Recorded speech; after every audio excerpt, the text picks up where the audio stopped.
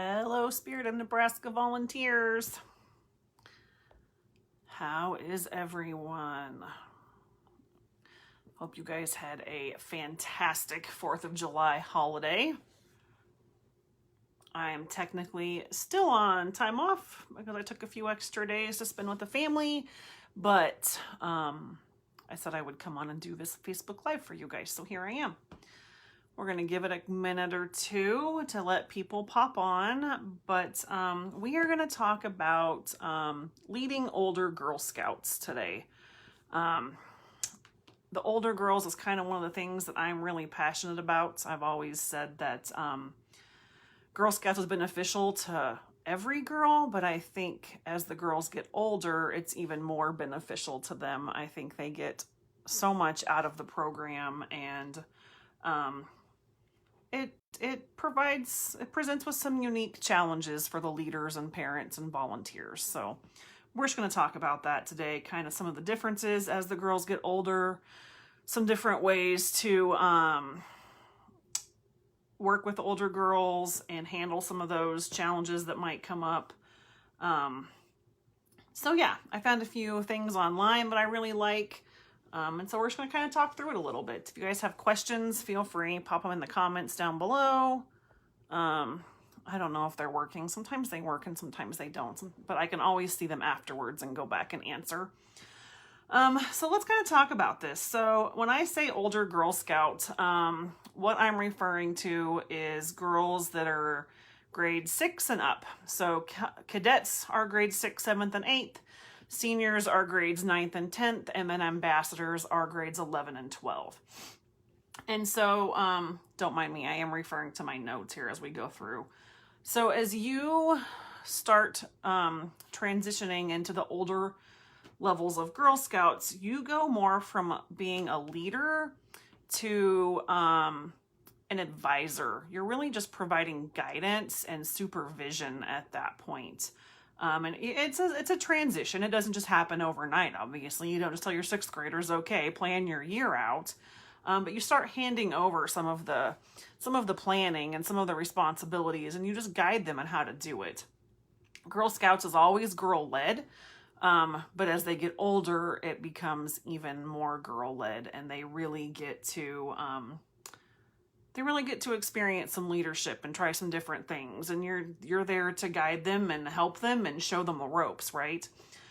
So my older girls, so I have, oh gosh, high school girls and cadets right now. We're a small town, so we have a multi-level troop. And so at the beginning of the year, I usually start out with the badges for the levels, and I will just, I give the girls probably 15 or 20 minutes at like one of the very first meetings for the year. And I just let them go through those badges and tell me what they want to do. I tell them to pick out a few that they all feel they're interested in, and then kind of rank them. Like if there's one badge that you had to do, like what's your first choice, your second choice, your third choice as a group. And so they do that. I do always, so every level there's like a first aid badge, and then cadets have a public speaking badge. So I always, the girls don't like it so much, but I have them do those too, because I feel like they're important. And, getting into those older grades, I feel like public speaking is important for them, and then first aid is important for everyone, right? So I always tell them, regardless, we're going to do those too, but I want them to pick out the badges they want to do. If they want to do a journey, which journey they want to do.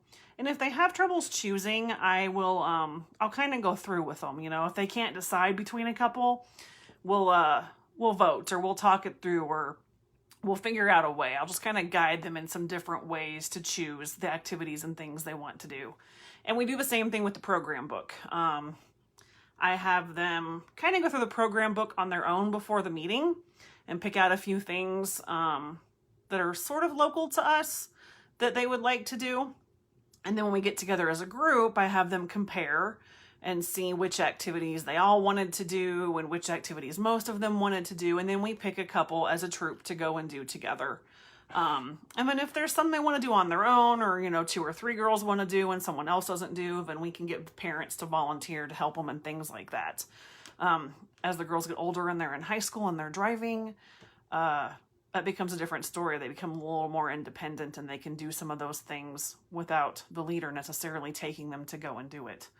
So that's kind of how we start our year with the older girls. You just kind of become a mentor, an advisor, someone they can talk to, someone they can come to for guidance. So you guys are not new to girls and how they grow and change. And so there's a lot of different things that happen when girls start hitting 6th grade and on up. I mean, their bodies start changing. They start worrying about things they weren't worrying about before, fitting in, boys. Peer pressure becomes more of a thing. They start worrying about their grades. They start worrying about college. They start worrying about, activities outside of school and sports, and they become very busy.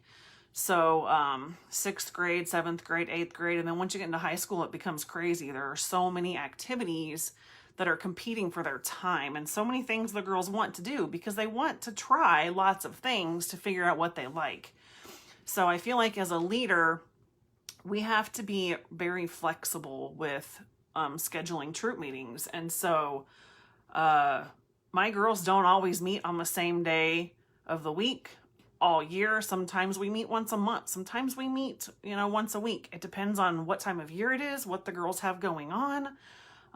We find Sunday afternoons tend to work really well for us because there's not usually sports. There's no church on Sunday afternoons typically, so we can usually get in a couple hour meeting. If we meet once or twice a month on a Sunday afternoon, it works great for us. Might not work for you guys. I find it helps to get a schedule from each of the girls kind of as the quarter goes. Like if they start a new sport, like if it's volleyball season, I try to get a volleyball schedule along with the school schedule for activities, basketball, whatever sports the girls are doing. And that way we can kind of plan meetings around everything else they have going on. And try to be flexible too, because sometimes you're not going to be able to make a meeting that everyone can make it to, depending on the size of your troop. So, if a girl can't make it, it's not personal. It doesn't mean she doesn't want to be in your troop anymore. It just means that something else won her time out for that day. But she had a commitment that she couldn't give up, and she's learning to prioritize. So she prioritized whatever that activity was over her Girl Scout troop, which is fine. So I try to make it so that whatever activities we did, if we're working on a badge, that she can work on that on her own at home, or whatever she needs to do so that she can complete the steps for the badge, because, we don't want her to miss out on that because she's exploring other things and, checking out the world around her and finding out what she likes. So you try to be as flexible as you possibly can and communicate a lot. As the girls get older, they have their own phones. So group text messages work really good with the girls, I've found, once they hit like 7th or 8th grade. And also I have a Facebook Messenger group with the parents. I like the Facebook Messenger group because you can see who's read it and who hasn't. And as the girls get older, if they get Facebook Messenger, you can add them into the group, and then everyone can kind of see the conversation and see what's going on. If they don't get Facebook Messenger, just text message groups work great too. It kind of helps to plan and chit chat. And sometimes you'll find the girls talking to themselves, or to the other girls in the group, and that's fine too. They become kind of a close-knit group, I find, and they talk about things. And that's part of something else that's important as you're going along with your troop, is sometimes you might have some activities planned for the meeting and there might be something going on, and the girls sometimes they just need some social time or some time to vent amongst themselves or kind of de-stress a little bit, depending on what's going on. You've got high school girls doing ACTs and SATs and college entrance exams and stuff, and sometimes they just need a little downtime. And if Girl Scouts can be that for them, then that's great too. You kind of have to model the troop around what they need at the time and what they're interested in. My girls love to cook, so we spend a lot of time cooking, and a lot of times while we're cooking, we're talking, and they're talking about what's going on in their lives and things like that. So It's perfectly fine if your meetings aren't perfectly planned out, or if they are planned out, if you veer from the plan, that's fine too. We just have to be flexible with this age level of girls. So a couple of things that come up as the girls get older, and you might find this in junior level troops too. They tend to want to socialize a lot. So in the beginning of the meeting, I usually give the girls, depending on how long the meeting is, the first quarter of the meeting, I plan on them probably not getting a lot accomplished. Depending on the size of the school and how much they see each other at school, they might not have seen each other all week or 2 weeks or whatever, or had any time to actually chat. So I usually plan the first little bit of the meeting is just going to be some social time and then, kind of catching up. The other thing you're going to run into is cell phones, and that is kind of up to you guys how you deal with it. Camp, we don't allow cell phones just because it is such a distraction, and we want the girls to be in the moment and experiencing the things. If there's pictures to be taken or whatever, then yeah, that's fine. So sometimes, depending on what's going on with my girls and what we're doing, if it's something that I really need them to concentrate on, if we're working on a silver award project, then I might have them put their phones in the center of the table face down on silent. And the moms all know how to get a hold of me. So if there were an emergency, someone can always get a hold of the girls through me if they need to. And I try to be an example. I don't put my phone on silent. I'll put it face down, but that way if a mom is trying to get a hold and they call, we'll know it's mom and we can answer. That's kind of up to you and the troop. So at the beginning of the year, when we're doing our deciding on what we're going to do, we also make kind of a troop pact, if you will, of kind of the rules that the troop is going to follow. And I leave it kind of up to the girls to a point. How do they want to handle cell phone use? Do they want their friends on their phones when they're trying to have conversations with them? And most of the time that answer is no. The other thing that comes up a lot is make sure it's a safe space. So anything that the girls talk about when they're at a troop meeting stays at a troop meeting. If somebody's talking about an issue they're having with their family or another friend, we want them to feel safe. So that's something that always comes up in our troop agreements every year, is that they want to make sure that they can talk without worrying about anyone sharing that information. So just some things like that that'll come up in the troop meetings, just for a troop agreement at the beginning of the year. Respecting others when they're talking, just basic stuff like that.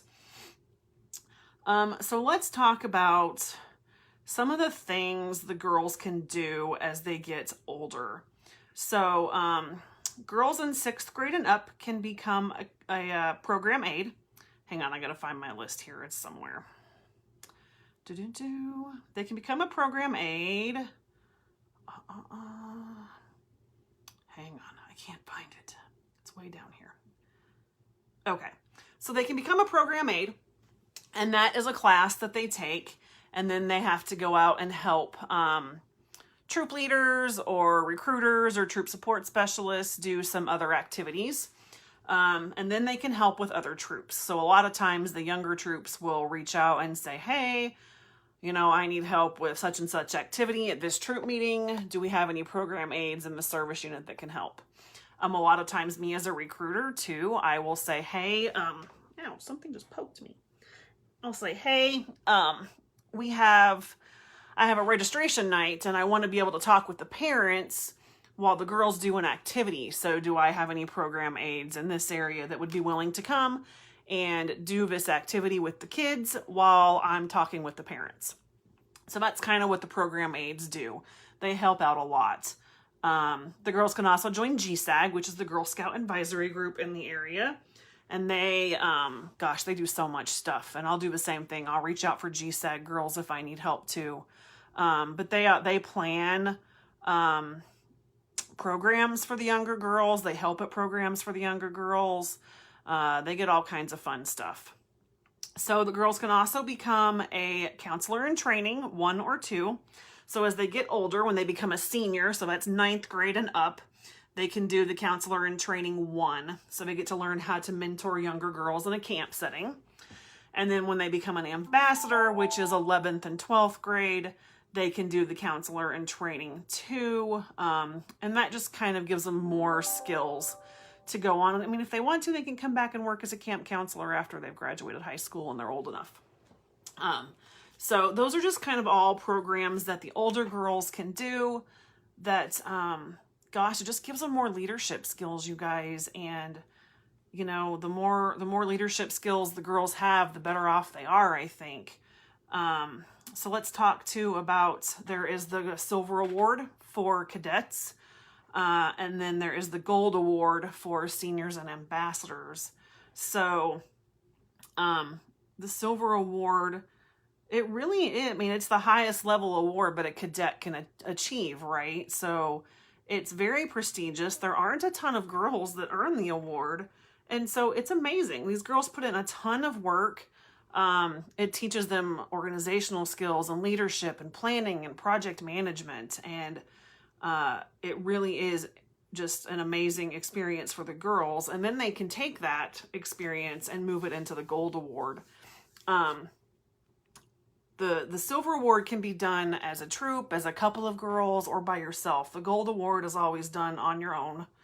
And it's only about 5% of girls that actually will go on and earn that Gold Award.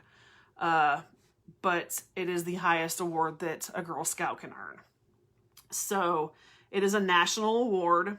There are colleges and universities that give scholarships for Gold Award girls, and it really does look great on a college application. Also, many girls who earn the Gold Award will enter the armed services at an advanced level. So they enter higher than just the beginning levels in the military, which means they also usually have a higher salary because they've achieved that award and they've already shown leadership skills. So that is something to think about as your girls get older. Do they want that Silver Award? Do they want that Gold Award? If they get their Silver Award, they have to do one journey for the Gold Award. And if they don't get their silver, they have to do 2 journeys to be eligible to work on that Gold Award. So just kind of keep that in mind as their cadets if they want to do that Silver Award. It kind of gives them the foundation to start working on the gold. It gives them some of the skills that they need. Otherwise, you guys, I don't know. I guess just as you're planning your meetings and stuff, you just kind of remember as the girls get older, we kind of start we hand some of the meeting planning over to them too. So, you know, they might pick the topic for the meeting, and, you know, as they get older, they might plan out the entire meeting. And, you just have to be there and kind of guide them through that process. You know, a smaller troop, it isn't quite as much of an ordeal. If you have a bigger troop, the girls can take turns planning meetings and planning what they're going to do and the things like that. And, it just depends on how you want to run a troop and how the girls want to run the troop. I think that's really about it. Again, you guys, I cannot tell if there's any comments popping up. The other thing, I guess, you're going to deal with some cliques, and as the girls get older, I notice it usually hits about 6th grade, sometimes 5th, sometimes 6th. All the girls aren't going to be friends all the time. And I always tell the girls, I don't expect you to hang out together 24/7. I don't expect you to be best friends outside of Girl Scouts. What I do expect you is to be respectful of each other, whether you're at a Girl Scout event or just at school. I always tell them that I expect that they would stick up for each other and treat each other kindly. You know, they would treat everyone kindly, but especially their Girl Scout sisters. So a lot of times at troop events, I will intentionally pair up, you know, if I have a group of 2 and a group of 3 and they're kind of, you know, off by themselves and they're not really coming together as a troop, I will take and intentionally pair them up with each other for an activity. And that way it kind of gets them out of their comfort zone a little bit, and you'll kind of hear the groans, oh, really? And they want to be with their friends, but I think it's good for them. And plus it kind of helps the troop dynamic. That way they know each other and they get to know each other better and they understand everybody's feelings. And especially as you're working through the journeys, The Amaze Journey for the cadets is really good for that. It talks about relationships and cliques and stereotypes, and that's usually the journey that I do with my 6th grade cadets, is the Amaze Journey. It's also the journey that we use for the Be a Friend First program. And it really provides a lot of opportunity to deal with some of those cliques and bullying and just all of those different kinds of behaviors that you start to see as the girls get a little bit older. And I do find that, you know, sometimes I let them pick their own partners when they work on stuff, and sometimes I pick for them.